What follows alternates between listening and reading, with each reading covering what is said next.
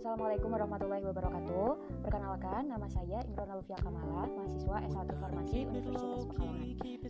Tujuan dari pembuatan video ini adalah untuk memenuhi tugas responsi mata kuliah praktikum formulasi dan teknologi sediaan cair dan semi solid. Dalam video ini saya akan membahas tentang formulasi sediaan emulsi. Menurut FD edisi 4, emulsi merupakan sistem dua fase yang salah satu cairannya terdispersi dalam cairan lain dalam bentuk tetesan kecil. Dalam emulsi ini ada dua tipe, yaitu tipe OW oil in water dan tipe WO water in oil. Nah, kalau tipe oil in water itu berarti emulsi yang terdiri atas butiran minyak yang terdispersi dalam air. Sedangkan kalau emulsi tipe water in oil berarti butiran emulsi yang terdiri atas butiran air yang terdispersi dalam minyak. Kemudian ada emulgator yang berfungsi sebagai penstabil emulsi. Kita masuk ke komponen emulsi. Komponen emulsi itu ada dua, ada komponen dasar dan komponen tambahan. Komponen dasar itu ada fase eksternal, yaitu bahan dasar si emulsinya. Kemudian ada fase internal, yaitu zat yang nantinya akan jadi butiran kecil yang terdispersi dalam fase eksternal. Kemudian ada emulgator, yaitu penstabil emulsi. Dengan cara menempati antar permukaan tetesan dan fase eksternal, dan juga membuat batas fisik di antara tetesan yang akan berkoalisi. Dan itu gini, kan emulsi itu antara minyak dengan air, mereka itu kan gak bisa menyatu. Nah, diperlukan suatu emulgator untuk mereka itu menyatu sehingga menjadi homogen. Dan sedangkan komponen tambahnya itu terdiri dari korigen. Korigen ada tiga, korigen saporis, odoris, dan kaloris. Kemudian ada preservatif atau pengawet dan juga antioksidan. Jadi kalau kalian belum punya gambaran apa sih emulsi? Emulsi itu jadi kan sediaan cair. Nah, kalian bayangin aja bentuknya itu kayak Scott emulsion. Nih, itu isinya minyak ikan tapi dia amis. Nah, ini salah satu keunggulan dari emulsi. Sediaan itu pasti memiliki kekurangan dan kelebihannya masing-masing. Nah, kelebihan dari si emulsi ini yang pertama adalah dia itu dapat membuat sediaan yang homogen dan bersatu. Yang kedua adalah mudah ditelan karena bentuknya yang cair. Yang ketiga, sediaan emulsi dapat menutupi rasa yang tidak enak seperti tadi. Contohnya adalah Scott emulsion yang zat aktifnya adalah Ecoris aceli, di mana dia kan rasanya amis, baunya juga amis, tetapi karena dibuat sediaan emulsi rasanya jadi enak, bisa dikasih rasa flavor jeruk dan sama sekali tidak berasa minyak ikannya. Kemudian yang keempat itu sediaan emulsi mudah diabsorpsi dibandingkan sediaan tablet yang harus melewati fase-fase tertentu kan. Nah, yang kelima lebih ekonomis, dan yang keenam adalah efek terapinya itu dapat diperpanjang. Nah, untuk kekurangan si emulsi itu yang pertama adalah sediaan kurang praktis karena kan dia cair. Yang kedua ada jadi dia tuh stabilitasnya rendah dibandingkan dengan tablet. Yang ketiga tidak tahan lama, apalagi setelah dibuka, biasanya setelah dibuka 7 hari tidak boleh diminum lagi. Yang keempat itu kadang-kadang sulit dibuat dan memerlukan tekniknya. Ada kriteria emulsi yang baik. Yang pertama adalah emulsi ini stabil secara fisika dan kimia dalam penyimpanan. Yang kedua itu fase yang mempunyai partikel yang kecil dan sama besar mendekati ukuran partikel koloid. Yang keempat itu tidak terjadi creaming maupun caking. Creaming itu terpisahnya emulsi menjadi dua bagian, fase internal dan fase internal, fase eksternal dengan fase eksternal. Tapi biasanya ini ketika digocok kembali akan bersatu kembali atau reversible. Kalau cracking itu pecahnya emulsi dikarenakan lapisan yang melindungi antara fase minyak dan air itu rusak, sehingga fase minyak berkumpul kembali menjadi fase tunggal. Dan dia memiliki viskositas yang optimal, dikemas dalam kemasan yang mendukung penggunaan dan stabilitas umum. Kita akan masuk ke formula yang akan saya review. Di sini ada 3 poin yang akan saya bahas. Yang pertama ada formula baku, yang kedua ada literatur formulasi, dan yang ketiga ada reformulasi. Nah, formula baku ini saya ambil dari skripsi dengan judul efek span 80 dan 80 sebagai emulgator terhadap sifat fisik dan stabilitas emulsi oral air dalam minyak ekstrak N00 buah pare atau nomor 3 karantina L aplikasi desain faktorial oleh Ria Yumi Yusvita Fakultas Farmasi Universitas Sanata Dharma pada tahun 2010. Nah, pada skripsi ini meneliti variasi emulgator twin dan span yang memberikan efek yang signifikan terhadap sifat fisik dan stabilitas emulsi oral air dalam minyak ekstrak etanol buah pare. Nah, ada 4 formula dengan variasi twin dan span yang diteliti, yaitu sebagai berikut. dari keempat formula ini, hasilnya formula B memiliki hasil yang paling bagus karena memiliki viskositas yang besar, ukuran droplet yang kecil, dan indeks creaming yang semakin besar. Creaming yang terjadi itu semakin sedikit, sehingga formula ini dikatakan paling stabil. Berikut adalah formulanya. Alasan saya melakukan pengembangan pada formula beku ini, sebenarnya formula ini sudah bagus, tetapi dilihat dari segi manfaatnya, VCO adalah lemak jenuh yang tidak baik untuk penderita kolesterol, dan sukrosa memiliki rasa manis 60% lebih tinggi dari gula yang tidak baik bagi penderita diabetes, sedangkan khasiat dari zat aktifnya sendiri adalah sebagai penurun gula darah, sehingga agar zat tambahan memberikan manfaat yang sinergisme, dilakukan pengembangan pada formula baku tersebut.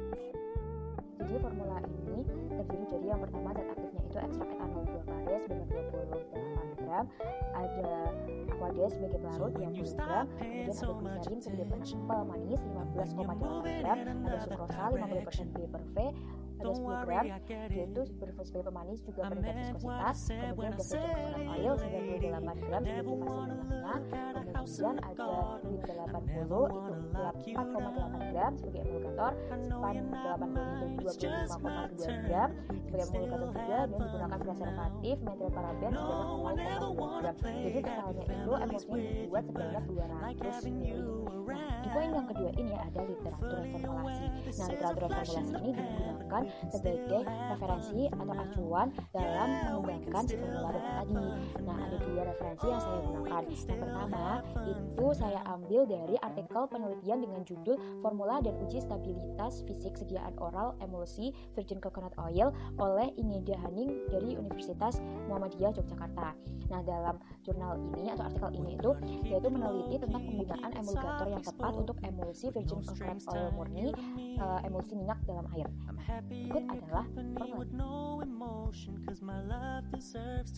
Nah, dari kelima formula tersebut dengan penggunaan emulgator PGA 20% itu menunjukkan stabilitas fisik, viskositas, dan penampilan fisik yang baik. Nah, sehingga saya akan mengambil PGA 20% ini nanti sebagai emulgator pengganti dalam formula baku atau emulgator pengganti kombinasi Twin 80 dan Span 80.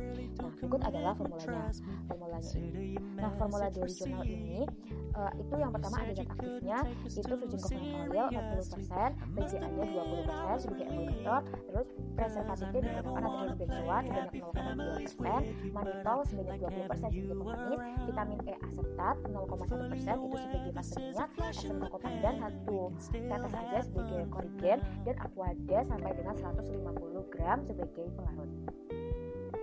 Oke, literatur formulasi yang kedua saya ambil dari Jurnal Farmasi Udayana volume 8 nomor 1 tahun 2019 dengan judul Optimasi Konsentrasi Pulvis Gami Arabicum atau PGA sebagai emulgator formulasi ekstrak rimpang kunyit atau kurkumalanga oleh Subagia Ika, Januarta IDA, Arisanti CIS, dan Samirana PO. Nah, di jurnal ini itu melakukan penelitian tentang variasi konsentrasi PGA 20, 25, dan 30% dalam formulasi ekstrak kunyit. Berikut adalah formulasinya. Nah, setelah dilakukan evaluasi, itu formula yang paling stabil adalah formula yang ketiga, yaitu konsentrasi PGA sebesar 30%. Formula ini tuh menunjukkan viskositas yang tinggi, tetapi waktu terdispersinya itu cepat. Jadi dari ketiga formula itulah yang paling stabil. Isi dari formula ekstrak rimpang kunyit ini, yang pertama itu ekstrak etanol rimpang kunyitnya sendiri itu 20% sebagai zat aktif, kemudian olive oil itu 20% sebagai fase minyak, PGA sebagai emulgator itu digunakan 30%, sorbitolnya itu 15% sebagai pemanis, asam sitratnya 0,25% itu sebagai pendampar, kemudian ada natrium sitrat 0,25 juga sebagai alternatif agent, natrium benzoat itu sebagai preservatif 0,1%, dan esenmin sebagai korigen organis itu secukupnya, dan aquades sampai dengan 100 ml sebagai pelarut. Berikut adalah literatur dari reformulasi yang kedua. Dan kita masuk ke reformulasi. Nah, jadi dari poin pertama, poin kedua, saya dapatkan reformulasi yang saya anggap baik itu sebagai berikut formulanya. dapat kita lihat ada yang pertama ekstrak etanol buah pare sebanyak 14 gram sebagai zat aktif. Khasiatnya tadi untuk penurun gula darah juga atau anti diabetes. Kemudian olive oil saya gunakan 30 gram itu sebagai fase minyak, PGA 20 gram sebagai emulgator, nah gliserinnya 7,9 gram sebagai stabilisator emosi dan pemanis juga. Kemudian ada sorbitol saya gunakan 15 gram sebagai pemanis atau kortigen odoris. Kemudian preservatif saya gunakan metilparaben 0,1 gram dan aquades sampai dengan 100 gram sebagai pelarut. Kita masuk ke alasan penggunaan bahan pada formulasi yang saya buat. Yang pertama adalah zat aktif itu sendiri, yaitu ekstrak etanol buah pare yang memiliki aktivitas sebagai penurun gula darah pada penderita diabetes. Nah, pare ini kan terkenal memiliki rasa yang pahit ya. Rasa pahit itu disebabkan oleh kandungan kukumitasi di dalamnya. Zat emulsi ini menurut saya sangat cocok untuk ekstrak etanol buah pare karena nantinya tetesan dari ekstrak etanol buah pare ini akan larut dalam air kemudian dilapisi oleh fase minyak sehingga rasa pahit akan tertutup. Selanjutnya adalah fase minyak yang akan saya gunakan yaitu olive oil, karena olive oil ini memiliki lemak jenuh yang lebih tinggi daripada virgin coconut oil sehingga aman digunakan untuk penderita kolesterol. Nah, olive oil yang saya gunakan itu sebanyak 30%, banyak dari masalahnya karena saya membuat emulsi air dalam minyak. Untuk rentangnya sendiri, karena saya tidak menemukan berapa rentang olive oil yang digunakan dalam sebuah sediaan, maka saya tidak mencantumkannya. Kemudian selanjutnya ada gliserin sebagai stabilisator emosi. Nah, si gliserin ini merupakan cairan jernih seperti sirup tidak berwarna dan memiliki rasa yang manis. Menggunakan gliserin karena dia itu multifungsi, selain sebagai stabilisator emosi, dia juga dapat berkhasiat dan memberikan rasa manis dan juga bisa meningkatkan viskositas. Nah, untuk remnya sendiri akan saya tambahkan Soalnya adalah sorbitol sebagai kortigen odoris. Nah, sorbitol ini kan tadi menggantikan sukrosa sebagai pemanis juga karena sorbitol memiliki rasa manis yang lebih rendah daripada sukrosa sehingga aman bagi penderita diabetes. Supaya sinkron juga dengan khasiat dari zat aktifnya sebagai penurun gula darah, maka zat tambahannya pun seharusnya membantu fungsi utama dari zat aktif.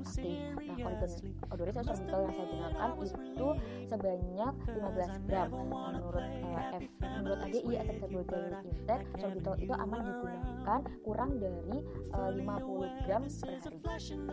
Untuk preservatifnya saya gunakan metilparaben. Metilparaben ini sukar larut dalam air, dalam benzen, dan dalam karbon tetraklorida, tapi mudah larut dalam etanol dan ether.